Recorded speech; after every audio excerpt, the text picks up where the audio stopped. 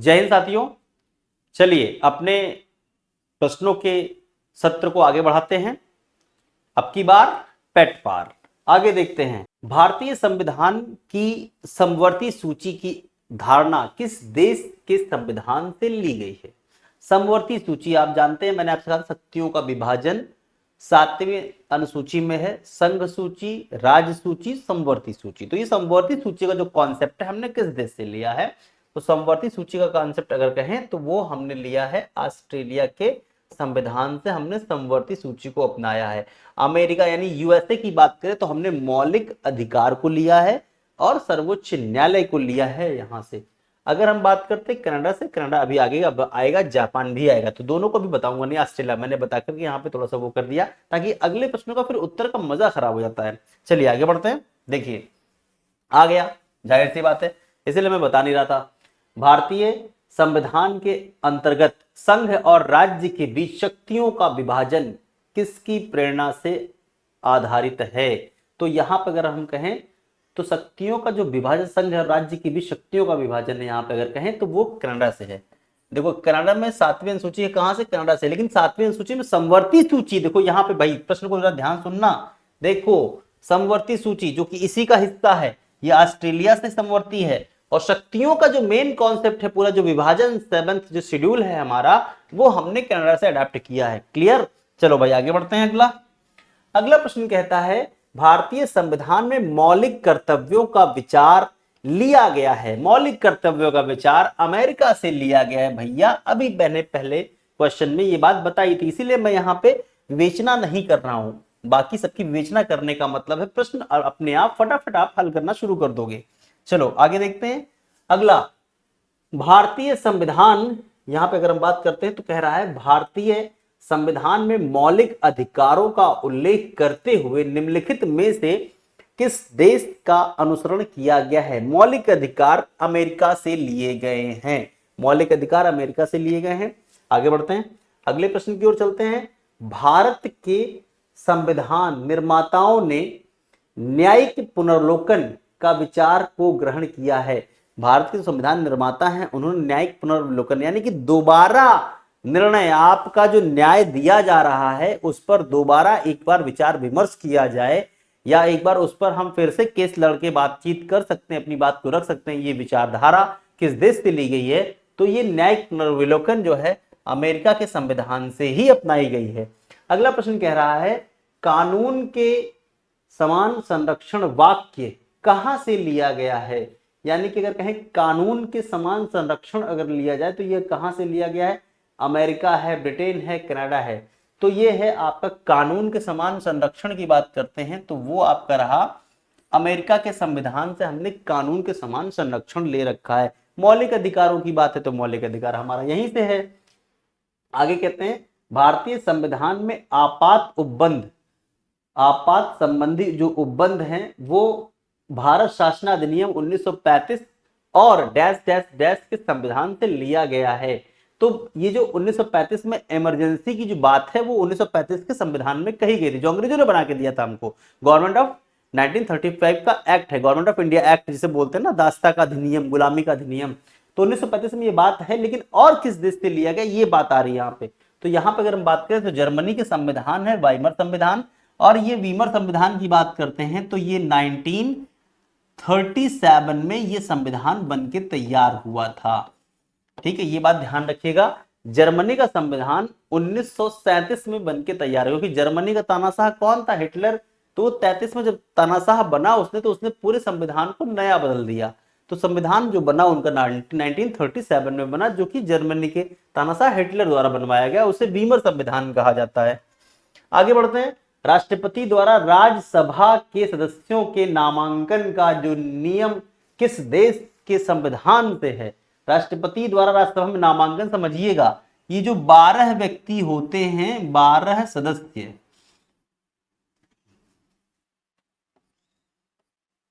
12 सांसद, इन्हें हम बोल सकते हैं 12 सांसद राज्यसभा में नॉमिनेट करेंगे। तो कैसे करेंगे? तो वो करेंगे लास, LASS लास, literature, art, science, social science, साहित्य, कला, विज्ञान, सामाजिक विज्ञान के क्षेत्रों से 12 व्यक्ति को राष्ट्रपति महोदय राज्यसभा में भेजते हैं अपनी पावर का प्रयोग करके।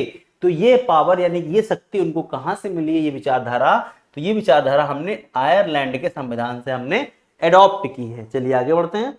अगला प्रश्न कह रहा है संविधान के संरक्षण के रूप में सर्वोच्च न्यायालय का अधिकार विश्व के किस संविधान से लिया गया है। सर्वोच्च न्यायालय के संविधान की जो विचारधारा है वो अमेरिका के संविधान से ही है। हमने अमेरिका के संविधान से ही लिया है इस चीज को। ओके, आगे बढ़ते हैं। विधि के समक्ष समता, बात ध्यान समझिएगा, विधि के समक्ष समता। अभी कानून की बात की थी हम लोगों ने, अब समता की बात कर रहे हैं हम। समता कहां से लिया गया, यानी कि कानून, विधि के समक्ष, कानून के सामने सभी लोग एक समान हैं, चाहे वो राजा हो चाहे वो आम आदमी हो। हाँ, कुछ अपवाद जरूर हैं, ये नहीं कह सकते कि सर जी आप यहाँ पे गलत बोल रहे हो कि राजा और एक आदमी कैसे, कुछ जो है प्रोटोकॉल है, कुछ नियम है, कुछ कानून है, उनके तहत भी अगर देखा जाए जब तक वो पद पर रहेंगे तब तक हम उनका कुछ नहीं कर पाएंगे, लेकिन पद के हटने के बाद तो भैया सबके लिए नियम एक बराबर है, बदलाव तो है नहीं। तो ये किस देश से हमने लिया है, तो ये नियम हमने लिया है इंग्लैंड के संविधान से लिया है। देखो, मौलिक अधिकार अमेरिका से लिए गए हैं। मौलिक अधिकारों में आर्टिकल 14 आर्टिकल 14 क्या कहता है, आर्टिकल 14 क्या कहता है भैया, विधि के समक्ष समता समानता का अनुच्छेद आर्टिकल दिया जा रहा है। तो ये इंग्लैंड के संविधान से प्रेरित है। आप अगर देखें तो भारत के संविधान में इसका भरपूर पालन किया गया। आपके सामने अभी आपने देखा होगा, लास्ट ईयर देखा जाए तो झारखंड के मुख्यमंत्री को पद पर रहते हुए अरेस्ट किया गया। पुराने मामलों में उन्होंने त्यागपत्र दिया, फिर उन्हें अरेस्ट कर दिया गया। लेकिन दिल्ली के सीएम अरविंद केजरीवाल को देखिए, इसी के तहत विधि के समक्ष सभी एक बराबर है, कोई छोटा बड़ा नहीं। अगर आप अपराधी हैं तो आपको दंड मिलेगा, आपको अरेस्ट किया जाएगा। अरविंद केजरीवाल को जेल में बंद किया गया, आपने इस चीज को देखा। ऑन यानी मुख्यमंत्री रहते हुए, ऑन सीएम, वो पद पर थे उस समय जब उन्हें अरेस्ट किया गया। तो आर्टिकल 14 की ये बात पूरी पुष्टि करता है। चलिए आगे देखते हैं अगला प्रश्न। अगला प्रश्न कह रहा है सर्वोच्च न्यायालय की व्यवस्था भारतीय संविधान में किस देश से ली गई। सर्वोच्च न्यायालय की व्यवस्था, अरे भैया ये बार बार प्रश्न घुमा घुमा के पूछ रहे हैं। यूएसए से ली गई है सर्वोच्च न्यायालय, सबसे ऊपर की न्यायालय कहां से, अमेरिका से है। आगे देखिए, निम्नलिखित में से वह संवैधानिक दस्तावेज कौन सा है जिसका भारतीय संविधान तैयार करने में गहरा प्रभाव पड़ा। अरे भाई सिंपल सी बात है, वो 1935 का भारत शासन अधिनियम है, इसके ही गहरे प्रभाव पड़े हम पर। 200 अनुच्छेद हमने लिए यहाँ से, 8 अनुसूचियां ली हमने यहाँ से, 14 भाषाएं ली हमने यहाँ से। स्लाइड यानी कि आपकी जो वीडियो, तीसरी वीडियो है, उसमें इस बात की पुष्टि, इस बात पे क्वेश्चन किया गया है। चलिए आगे बढ़ते हैं। अगला, भारत के राष्ट्रपति की आपातकालीन शक्तियां किस देश के संविधान से ली गई हैं। देखो आपातकालीन, आपात तो बंद फिर आ गए, 1935 में था और वीमर संविधान में था, आज जो है आयरलैंड, उसके क्या नाम है, जर्मनी के संविधान में। तो देखो यहाँ पे जर्मनी का वाइमर संविधान लिखा हुआ है, तो जाहिर सी बात है यही से लिखा हुआ। बात सिर्फ घुमा दिया उसने, एक क्वेश्चन घुमा के उसने पूछ लिया। आपको परेशान बिल्कुल नहीं होना है, प्रश्नों को समझना है। भाषा बदलेगी, थोड़ा सा घुमाया जाएगा, ऑप्शन चेंज होगा, भाई मेरे उत्तर चेंज नहीं होगा। ठीक है, चलो आगे बढ़ते हैं। आगे अगला प्रश्न कह रहा है भारतीय संविधान को कितने भागों में विभाजित किया गया है। भारतीय संविधान को वर्तमान समय में देखा जाए तो वर्तमान में 25 हैं, लेकिन भारतीय संविधान को भागा गया था वो है 22 भाग। यहां पे 22 भाग उत्तर दिए जाएंगे, लेकिन अगर यही प्रश्न बना दिया जाए वर्तमान समय में संविधान में कुल कितने भाग हैं, तो आपका उत्तर होगा 25। ध्यान सुन लो भाइयों, मेरे भाइयों ध्यान सुनो, इस प्रश्न को गलती नहीं करना है, ऑप्शन के अकॉर्डिंग हमें उत्तर देना है। जैसे अगर यहां आधुनिक संविधान लिख देता, आधुनिक भारत लिखता, या कहता कि आधुनिक संविधान, वर्तमान में जो संविधान हमारे पास है दस्तावेज, उसमें कितने भाग बताए गए हैं, तब 25 करते आप। भाग 4 का, भाग 9, इन सबको मिला के देखा जाए तो हमारे पास 25 भाग आ रहे हैं। अभी एक भाग बढ़ने की बातचीत चल रही है, हो सकता है भविष्य में हम 26 भाग पढ़ें, लेकिन आपको मूल संविधान में 22 ही भाग थे भैया, 22 ही याद रखना है। ओके, चलिए आगे बढ़ते हैं। संविधान के किस भाग में संविधान संशोधन की प्रक्रिया उल्लेखित है। संविधान के संशोधन की बात करें अगर, देखो भाई 18 में क्या है, 18 में अगर बात करते हैं यहां पे तो आपातकाल है, आपातकाल। ये कब है? 18 में है। 17 में क्या है? 17 में भाषा है। 20 में क्या है? संविधान संशोधन की प्रक्रिया 20 में है। 15 में क्या कहा जा रहा है? 15 में निर्वाचन आयोग है, निर्वाचन आयोग। तो आंसर हमारा क्या है? 20 सही है। लेकिन इसमें भी अगर हम बात करना शुरू करते तो कहां से कहां तक है, कितने से कितने आर्टिकल तक है, ये सब आगे बात ऐड हो सकती है। ठीक है, चलिए आगे बढ़ते हैं अगले प्रश्न की ओर।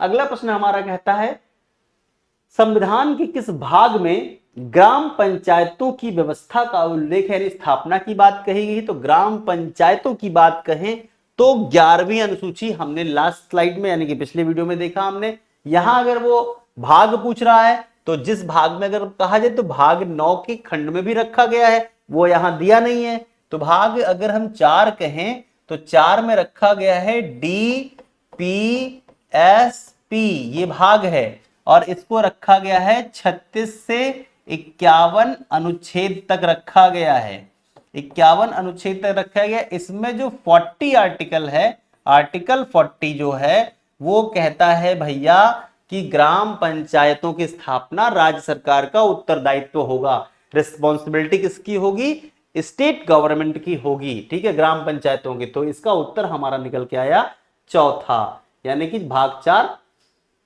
अब देखो यहां पे कह रहा है भारतीय संविधान के किस भाग में नगर पालिकाओं से संबंधित प्रावधान है? किस भाग में नगर पालिकाएं हैं भैया? तो नगर पालिकाओं की बात करें तो भाग 9 का में नगर पालिका है। ना से 9, ना से नगर पालिका, 9 का में क्या है? नगर पालिका। ओके, चलो आगे बढ़ते हैं अगले प्रश्न की ओर। अगला प्रश्न कह रहा है, संविधान के किस भाग में नीति निदेशक तत्व DPSP को रखा गया है? अभी मैंने लिख करके दिखाया था, आप मुझे उत्तर दो। इसका तो उत्तर भाई यूं देंगे आप, चौथे भाग में, संविधान के भाग 4 में क्या रखा गया है? DPSP, राज्य के नीति निदेशक तत्व रखे गए हैं।